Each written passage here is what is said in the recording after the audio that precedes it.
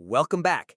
Today we're looking at a discussion guide for the Kaizen channel, focused on Kash Patel and evidence around the Charlie Kirk assassination. Right, and the goal seems to be super high engagement, building loyalty using, well, some pretty specific techniques. Exactly. So we're going to dig into how well it balances that investigative angle with the intense engagement goals and, the risks of simplifying really complex, serious stuff. Okay. So diving right in, this recurring instruction jumps out. Exaggerate a little. Keep up strong, positive energy, even when talking about something as heavy as political violence. Yeah, that's a tricky one. I mean, the directive to exaggerate a little and, push that constant, strong, positive energy, doesn't it risk just completely undermining the seriousness you need? You think so? Well, yeah. The weakness seems pretty clear. You're talking about an assassination, the FBI director's role being criticized, a major political crackdown. That stuff demands gravity, right? Mm-hmm. If you're told to exaggerate, even a little, it immediately clashes with the other instruction, which is also crucial: fully refer to the source of information. How can you do both? Right. It's like building on sand. You can't claim authority if you're, puffing things up from the start. It feels like a short-term play. Precisely. You lose that long-term credibility. So the suggestion here is maybe recalibrate the tone, move away from that forced exaggeration Towards what, though? towards, like, high drama investigative rigor. Focus on finding clarity within all the documented confusion. The drama is already there. It's inherent in the facts. You don't need to invent it. Just, hyping things up. How do you make that case? Because the facts themselves are incredibly potent and ready to go. Like concrete examples. Instead of just promising some vague, shocking evidence later, Yeah? focus on the documented, verifiable drama around Kash Patel himself. Like his social media post the day of the shooting. He said a suspect was in custody, Oh, I remember that. right? And then he had to retract it just 90 minutes later. That's real, high-stakes confusion, documented error from a top official. That immediately adds weight, adds questions. Ah, I see. So it shifts from what might be coming to look at the chaos that actually happened right then. That feels much more solid. Absolutely. And you could also use the drama from that Senate Judiciary Committee hearing. Where Patel called Senator Schiff the biggest fraud ever? Yeah, that blew up. Exactly. It turned into a shouting match. These are specific, factual moments. They deliver that intense energy, the kind of engagement they want, without making stuff up. It builds credibility because it's public record. Okay, credibility. That brings us straight to the next point then, about the language, specifically writing so fifth graders can understand. Right, the simplicity angle, which, okay, accessibility is good, but aiming for a fifth grade level when you're tackling really complex political and legal stuff, What's the risk? well, you could seriously dilute the depth, the nuance that, frankly, a sophisticated U.S. audience often looks for. The weakness is that the source material here digs into really tricky things, like government officials pressuring private companies. Like the whole Jimmy Kimmel situation? Exactly. The FCC chair threatening ABC's license, leading to the show's suspension. Simplifying that down to a fifth grade level, especially with exaggeration baked in, it just sacrifices the intellectual honesty, doesn't it? Yeah, it almost implies the audience can't handle the real mechanics of it, but they probably want more detail on how that pressure works, not less. That's the challenge, exactly. They want the story, sure, but they also want to feel like they're getting smart analysis, something maybe Kaizen can offer uniquely. So the suggestion? Aim for clarity, yes. Use strong language, sure, but don't shy away from the complex terms. Explain them instead? Explain them. Treat the audience like engaged citizens. Accessibility isn't about dumbing down the ideas, just making the delivery clear. Okay, so raise the floor, but explain what's happening up high.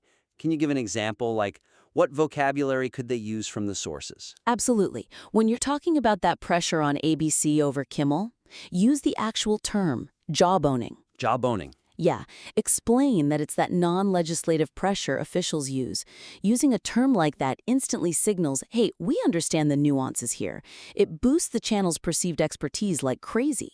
Okay, I like that. It reframes it from just Kimmel got suspended to here's a specific tool of power being used. Much more insightful. Right. And you can also highlight the legal contradictions. You've got First Amendment experts like Eugene Volokh saying mocking assassination is protected speech. But then you have But then you have teachers in Texas getting fired, a lawyer at Perkins Coie disciplined. You contrast the stated legal principle with the actual crackdown. That conflict, that's inherently interesting. It gets people thinking. That definitely shows the tension. Much better than just simplifying. Okay, let's switch gears to the audience loyalty part. Those specific interaction commands like then write 0, dislike then write 1, pause the video and share immediately feels very... Mechanical. Yeah, that whole strategy, it feels like it relies on constantly ordering the audience around with these like random, super simple tasks. It risks sounding manipulative, you know? How so? Well, the weakness is kind of twofold. One, these arbitrary commands just break the flow. If you're trying to build a serious investigative narrative, stopping to say, write 0 if you like this, feels jarring. Totally disruptive. And two, it feels like making people jump through hoops just to prove they're loyal to Kaizen. People looking for analysis probably want real discussion, not interaction drills. Yeah, it feels like being tested. If the content's good, won't people interact anyway? That forced feeling can kill trust fast. Exactly. So the suggestion is integrate the prompts more organically. Put them around points that are genuinely controversial or polarizing. Where people actually have strong opinions? Yes, points where they want to jump in and debate or share. You want comments that add to the discussion, not just tick a box. Okay, so where in this story could you do that? What kind of prompts would work? Well, look at the documented reactions to the event. Instead of write 0 or 1, maybe focus on a big statement like Utah Governor Spencer Cox saying, social media is a cancer on our society right now. Ooh, okay. Ask the audience, do you agree with the governor's take? Is it really a cancer? What should be done? That's timely, it's relevant, it invites real opinions immediately. Yeah, that taps into a much deeper debate about the whole crisis. It's a real conversation starter. Or, okay, here's a high-stakes one. Vice President Vance calling for listeners to contact the employers of Kirk critics. Right. Invite debate on that. Ask, was this right-wing cancel culture? Was it, as some legal experts suggested, heading towards McCarthyism, using a loaded term like McCarthyism? That guarantees a reaction. It guarantees passionate feedback, absolutely. We're talking about people's jobs being threatened over opinions. That's far more likely to generate real engagement, real loyalty through trust, than asking them to type N or Y. Okay, that makes a lot of sense. Build trust, let the engagement follow from genuine points of contention. Right. Let's turn to the main focus. The guide seems very centered on Kash Patel's shocking evidence. I like the intensity, but I see your point about maybe broadening it. Yeah, the issue is relying only on that promise of Patel's evidence feels a bit narrow, doesn't it? It kind of ignores the massive immediate political and social fallout that happened right after the assassination. What's the weakness there? The weakness is the title, and the whole premise focused too much on this one potential revelation from one person. But the sources themselves keep calling the event a watershed in American history. It was defined by this huge immediate aftermath. Gotcha. So the story's much bigger than just what Patel might have found. It's about a national shift. Exactly. So the suggestion? Broaden that narrative scope right after the initial hook. Analyze the political and social storm that followed. Position the event as this major catalyst. A catalyst for? For a national debate on political violence, on free speech crackdowns. Frame it not just as a crime investigation, but as a moment that fundamentally changed things. Wow, okay, so zooming out from one piece of evidence to how the whole country reacted, what does that do for the audience, for the stakes? It makes it relevant to almost everyone, not just people following Patel closely. For concrete examples, you could talk about Erica Kirk vowing to continue Turning Point USA events. Right, the Defiance. And the huge surge in requests for new TPUSA chapters right after his death. That shows the galvanizing effects on the conservative side. That's real, tangible impact. And the other side, the official reaction, that seems crucial. Oh, absolutely. You have to focus significant time on the political threats that came next. like President Trump vowing his administration will find each and every one of those who contributed to this atrocity, including the organizations that fund it and support it. That raises the stakes considerably. It immediately elevates the whole thing. It's not just an investigation anymore. It's about the future of political power, the threat of a major crackdown. That gives the content way more weight, more significance for the audience. Okay, so overall, the concept for the Kaizen channel piece has, huge potential for engagement.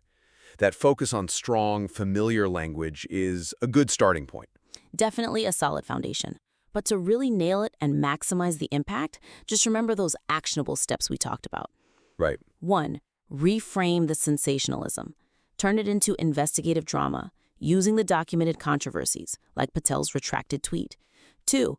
Prioritize that intellectual rigor over, extreme simplification.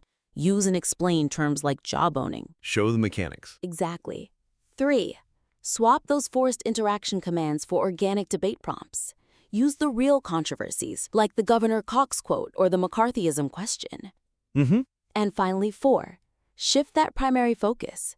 Move beyond just Patel's promised evidence to the huge political and social fallout. Frame it as that watershed moment. Got it. Implement those, and it should really enhance the viewer experience and the channel's credibility. We definitely look forward to seeing the revised discussion guide if you'd like to send it back for another look.